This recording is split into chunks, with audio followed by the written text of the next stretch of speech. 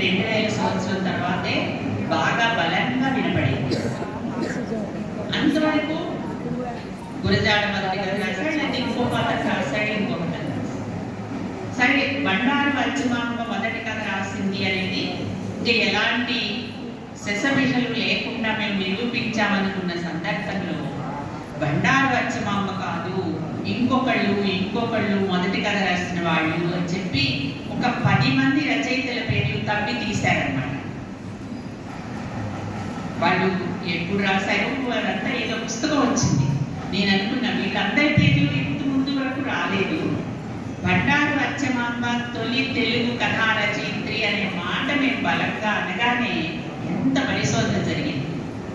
మరి అంత జీవితో పురుషులు వాళ్ళ చరిత్రని పరిశోధించుకుంటున్నప్పుడు మనం ఇంకెంత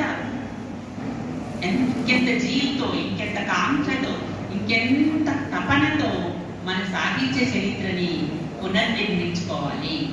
మన మొట్టమొదటి రచయిత్రులు ఎవరు, వాళ్ళు ఏం రాశారు, వాళ్ళ రచనల్లో అర్థం ఏమిటి అని.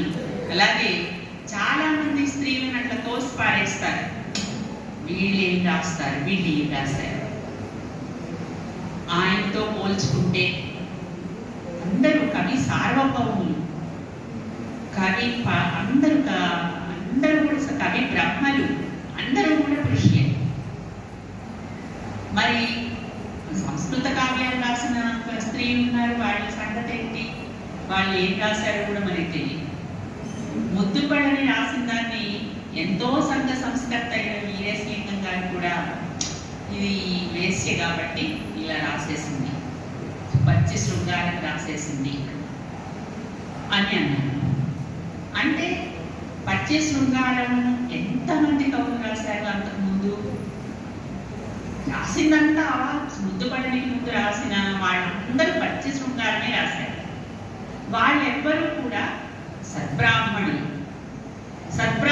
కాబట్టి వాళ్ళని ఎవ్వరూ ఒక మాట అనని, మీరు ఇంత పచ్చి శృంగారం రాశారేంటి అని.